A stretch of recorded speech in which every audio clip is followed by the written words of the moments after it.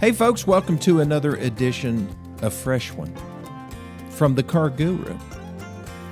You know, sometimes it's a busy life that I have in I started to say semi-retirement, but that's not fair because I come to work every day, but I normally don't get here early like I used to. For 47 years, it was between 7 and 8, and now it's 9:30 to 10. Will you cut me some slack for that? Can I at least get that? Most afternoons, I can leave at about 4. That's from my car dealership, by the way. If you're a new listener, I am a new car dealer. I own two car dealerships in Greenville, Tennessee. They are a Nissan store and a Ford store. We used to have Ford, Lincoln, and Mercury. Ford terminated Mercury. We terminated Lincoln. We just couldn't sell them. And so we decided to just be a Ford dealer. We had Mazda here as well, and we ejected Mazda so that we could get Nissan. Why would you do that? Well, because I love Mazda. We've had Mazda. Well, we had Mazda since 1977. But they had kind of gotten hard to sell for us in our market. And they're still not a real easy sale. I mean, you have to be in a big market to be able to make any money selling Mazdas. They're great vehicles, but they don't sell in volume. So there used to be a Mazda dealer in Kingsport, one in Greenville, one in Johnson City, and one in Bristol. That's in Upper East Tennessee for you podcast listeners. You know, those communities are all about 30 miles away from each other. And only one lasted, the one in Johnson City. So good luck with that. I was doing some research. I was really wanting to buy another Mazda Miata, though. Like I need one.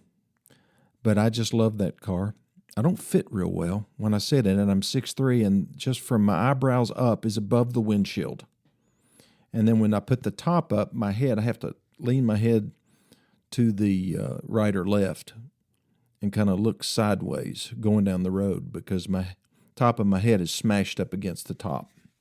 Not a great driving position, but I really would like to have one. They are just a blast to drive. I've got a 2024 Porsche 911 Carrera T, and I've had it for, 2.5 years now, and it's got 6,000 miles on it. Don't get to drive it a lot. I can't drive it when the temperatures are under 40 because it's got summer tires on it. Apparently, they harden up and make it kind of difficult to hold the road. But those Miatas, you can drive them whenever you want to, and they are bulletproof. So if you're in the market for a two-door sports car, that's the one to buy. I saw a Facebook post from somebody wanting to buy a 911, and they wanted advice on buying one. They were determined to buy one, and my response was stop, drop, and roll out of the Porsche dealership and to a Mazda dealership and get you a Miata because they are much less costly and far cheaper to maintain. So avoid it if you can possibly avoid it. I was driving back from lunch yesterday, and I saw a Porsche Cayenne parked in our trade line. That scared me a little bit. You know, in Greenville, Tennessee, there's not a huge Porsche market. And so I saw that, and I was just hoping that my used car manager had enough sense not to go out and buy one. He does. We traded for it. So we'll trade for anything. Like I said, I've traded for a lot of different things over the years, even burial plots. Well, I didn't. My dad did. Okay, in today's episode, we're going to review the My Car Guru Guidebook. We're going to go through a lot. Well, we're going to be doing that this week, going through different chapters of the My Car Guru Guidebook, which is available to you if you just send me your email address to 423-552-2020. That's my cell phone, the only one I have. Send me your email address, and I will forward you a copy of the book that we're going to be going through. And if you don't use email and all that stuff, just call the dealership, 423-639-5151, and tell our operator, hey, I need a copy of the guidebook, and here's my address. Give her your mailing address. I'll print one out, and I will not leather bind it. It'll just be on 8.5 by 11 copy machine paper, but it's very readable. You can fold it, put it in your glove box, pull it out when you need it, study it, copy it, send it to your relatives, friends, relatives, neighbors, anybody that you like. If you don't like them, don't send them the My Car Guru Guidebook. Let them continue to fumble and stumble through their car life, paying too much at every opportunity, like buying a car, selling, trading, getting service, body shop stuff. It covers pretty much everything, but we're going to go and expand on it. Let's talk a minute about diagnostic fees. What do you mean, Letty? Well, that's when you go into a dealership to get automotive service. You've got a problem, and you tell the service advisor, hey, my car is vibrating. I can feel it in my seat, and I can feel it in the steering wheel. Here's what a lot of them are going to try to do to you. They want to charge you a 1 hour, which is 1 hour of labor, diagnostic fee. Well, I mean, if your car's going down the road and it's vibrating, the problem is more than likely you need to have your tires balanced. You've probably thrown a weight. So what does that cost? Well, I don't know, $80 to have your tires balanced, maybe 90. What are they going to charge for the diagnostic? They're going to drive it down the road and charge you whatever 1 hour of labor is at their dealership. If their labor rate's $200 an hour, they're going to charge you $200 and then charge you $90 to $100 to balance your tires. And you are not going to accept that. You need to find that out up front when you're talking to the service advisor. You ask them this question: what is the total charge going to be to fix my vibration? They say, well, we've got to diagnose it first. And, well, what does that cost? Well, that's going to cost, our diagnostic fee is $149. No, we're not going to do it that way. Let me tell you what I would like for you to do. I'd like for somebody to go out and test drive my car and see if they believe it's the tires, and then just balance the tires. That's what it more than likely needs. Yeah, but we don't do it that way. Well, that's fine. Then I'll just go someplace else.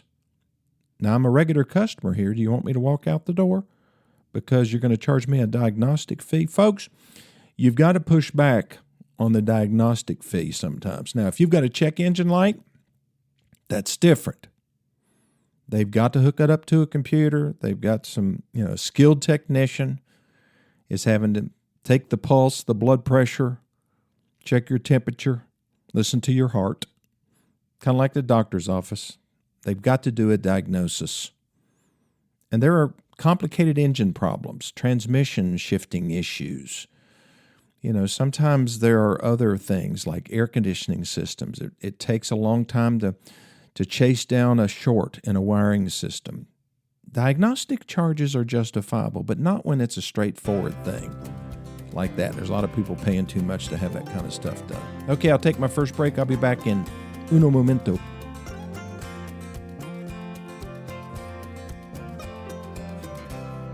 Okay, I am back. The My Car Guru Guidebook, of which we spoke earlier, is broken down into 10 different chapters. And there's an introduction. I've had a couple people read this and say, well, that's kind of scary. Here, I'll read it to you. The car business is an easily corruptible business when bad actors and folks with questionable ethical standards get involved. That's really the only problem with the car business. I truly believe that. Otherwise, it's a very straightforward business and everybody would get a reasonable deal. Maybe not you're not buying it for invoice or 1,000 under invoice, but you wouldn't have to worry about somebody payment packing, somebody charging you for things that you don't even know you're buying, trying to convert you to monthly payments, all that kind of stuff, all that rigmarole. That's an old term. Yeah, it's the bad actors. I don't know how they get created. I really don't. I guess it depends on the first dealership that they go or where they go to work. If the culture is such where the games that they play in the car business are okay, such as using the Foursquare worksheet to work a deal with a customer or to negotiate with a customer, it's definitely something that you need to avoid. I saw a Facebook video of a guy working at a dealership, He was bragging about the fact that they use Foursquare. He showed it on his video. And then he was talking about what a joy it is when the customer buys on the first pencil. What's that? Well, it's just a car business slang term. When you pencil a deal, you are actually writing up a transaction for a customer for their approval or their disapproval. And Foursquare is just a negotiating technique that is designed to deceive the customer and trick them into falling for a transaction that is based solely on a monthly payment. But we'll get into more on that, not today, but later on. But yeah, the bad actors learn these tricks from other bad actors, and somehow they have learned how to justify it in their minds. Like it's a game between them and the customers, and they want to win it. And there's also a problem with many dealers. They simply go along for the ride and turn their heads the other way as long as the profits keep flowing in. I know several dealers who operate that way. They're seemingly good Christian men. When you're with them, like you go to a meeting or something like that, they behave like normal, nice guys. I mean, you would never know that they rip customers off every day. And I don't even know if they know it. I think it's those bad actors that they have hired to sit at the sales desk where the managers sit, or to be a salesperson at their dealership, and they're able to justify it because the dollars keep flowing. But my goal, just like with my podcast, is to provide you with ammunition, not bullets, but words and actions to defeat any kind of unethical sales tactics that you're going to face. And the thing about the car business is you can face them in the showroom, on the lot, in the finance office, or in the service department, or at the body shop. Probably the only place that you're really safe in an unethical dealership is when you go to the parts department. You're probably safe there because those are your straightest shooters in a lot of these stores. Everybody else, not everybody, but a lot of them are playing it free and loose with the ethics. So anyway, so the guidebook is really a roadmap to help you follow a process that has a lot of potential pitfalls, and the financial mistakes that people can make can be very costly. So the first thing that I talk about in Chapter 1, buying a new car, is something that a lot of people just don't take the time to do, and that's to sit down and get out a piece of paper and write down the things that are most important to them. Number one, can my budget handle it? Do we have any business at all going out to buy a vehicle? Now, I have a couple parents right now. I mentioned this the other day that are wanting me to look for a vehicle for their new 16-year-old. And they want a safe SUV, all-wheel drive, for under $12,000. And they don't want a lot of miles on it. Well, folks, that's impossible. That can't happen. That could have happened 15 years ago, but that can't happen now. To get anything like that, especially with low miles, you're over $20,000. That's just the way the market is. And so they need somebody to explain that to them. I'm glad they called me because they could go from dealership to dealership, check all the different sources online. They're not going to find anything like that. And I could save them a lot of trouble. So what can your budget handle? They're going to have to settle for a vehicle that's a little bit older than they thought they would and with more miles. And they're going to have to make sure that they get it inspected. There's a whole lot of extra steps that you need to take when you're buying an older vehicle with high miles. And just little things like you need to make sure if the thing has a replaceable timing belt. Was the timing belt replaced? You can buy a used vehicle and, you just think it's wonderful. And you're driving down the road and all of a sudden you hear a snap and a pop, and all of a sudden you have pistons and valves coming into contact with each other and the engine is destroyed. Why? Because the timing belt was never replaced. And it broke. It's a rubber belt. It's inside the engine. In my mind, they shouldn't put anything inside the engine made of rubber unless it's a gasket or something like that. But a lot of manufacturers do that. And so it's a maintenance thing.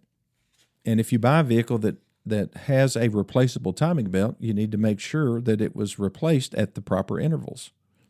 That's not an inexpensive repair either. It can be as $600 to $1,000 to replace that belt. Can your budget handle it? That's the first thing you have to answer. And then what type of vehicle and features fit my lifestyle? You need to consider, do you commute a lot? What about your hobbies? What about your cargo needs?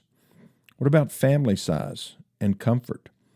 Like I got in my wife's Armada yesterday, and I have kids in jump seats behind me, behind the driver's seat. And I put my seat where it's comfortable for me, and they're saying, Pop, you're squishing my legs. And so I had to move the seat up to where I'm not comfortable in anymore.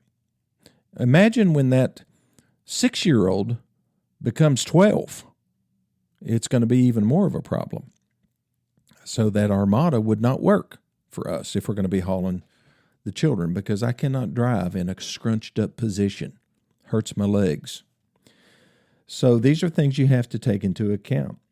Do you have any special needs? Like me, a tall spouse, elderly passengers, pets, any kind of towing needs? Are you going to be pulling a camper? You're thinking about buying a camper? Please don't. But if you're thinking about it, then you need to buy a vehicle that has the towing capacity to haul that camper. You don't want to go pick out a camper and you're so happy with it, and then the people selling the camper say, what kind of truck do you have? And say, well, we have a half-ton, a Ford F-150. Well, that won't work. You're going to have at least a 250, maybe even a 350. So then you got to go out and buy a new truck.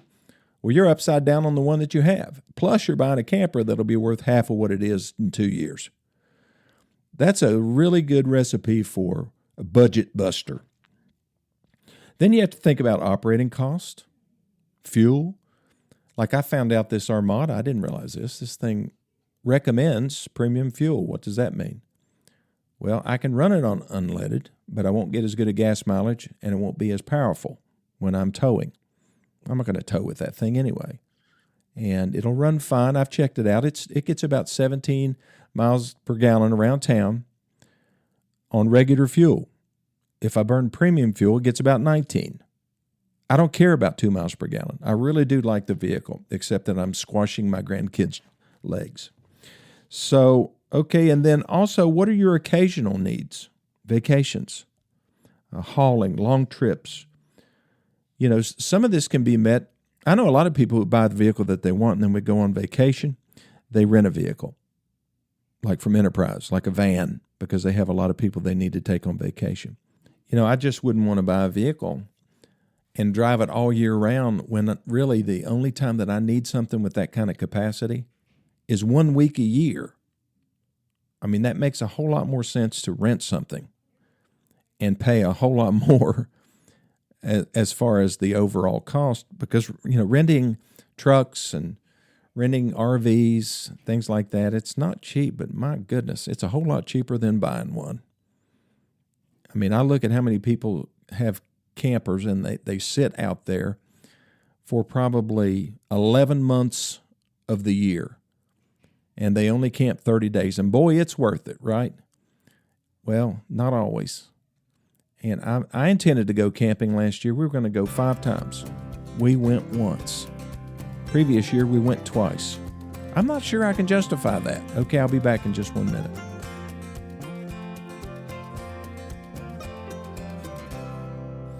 You can see that there's a lot of information, a lot of things to think about in the My Car Guru Guidebook. We've just gone through step 1 of buying a new car. We haven't even gotten to putting every car through the tests, the different tests, the eye test, the hearing test, the smell test, the butt test, the driveway test. That's the next section. And then the defensive buying plan, focusing on the 4 targets. Now, I talk about that a lot, and I've had a couple of my friends who are regular listeners and say, when you quit talking about that? Well, I'll quit talking about it when people get the message, because this is where most of the money is wasted. So we're going to be going through some of these the rest of this week, and I promise we'll get into some serious service stuff because there's a lot of money wasted there too.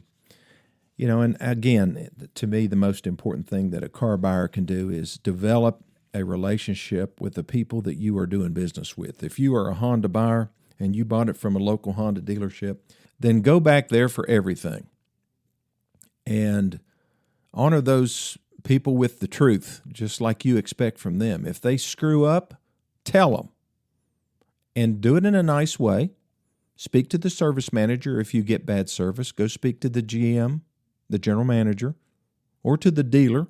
In most cases, in most of the dealerships in the Tri-Cities, the dealer, the guy who owns the place, is nowhere to be seen. Now, there's probably 4 or 5 stores in all of the Tri-Cities where the dealer is actually there every day because they own multiple dealerships and they have some type of centralized office. I mean, there's several dealerships in Upper East Tennessee that the corporate owner is based in, Charleston, South Carolina. And they own 50 or 60 dealerships. So you're going to have to deal with like the general manager or the general sales manager, but you need to go up the food chain because a lot of the salespeople and service advisors, if you go complain to them, they don't pass it up the chain because it makes them look bad. But if you have an issue and you wanted to keep doing business with those people, then tell them about the issue. And then get to know their names. Get their cell phone numbers, if they'll give them to you. I bought my service advisors cell phones that are company phones. They have their own personal phones, but that's what their cell phones are for, so that they can give out their number and that my customers can talk directly to them and not have to go through a telephone tree or anything like that, not have to wait for somebody to be paged. They can call each or their service advisor directly. Now, anytime that you can give a consumer direct access to the person they need to talk to, that's a good thing. And if you develop a relationship with that dealership, they'll give that to you. And it's a great feeling when you walk into a business and you have a problem and they look up and they see you and they say, "Hello, Mrs. Jones, how are you today? What can we do for you?" You know, isn't that a great feeling that somebody knows your name? It's like Cheers, where everybody knows your name. It's a good thing. Well, thank you for listening to this edition of My Car Guru. We'll keep diving through the guidebook, and if you want one, just text me your email address to 423-552-2020, and I'll get one in your hands, and you can follow right along. Well, I'll see you next time.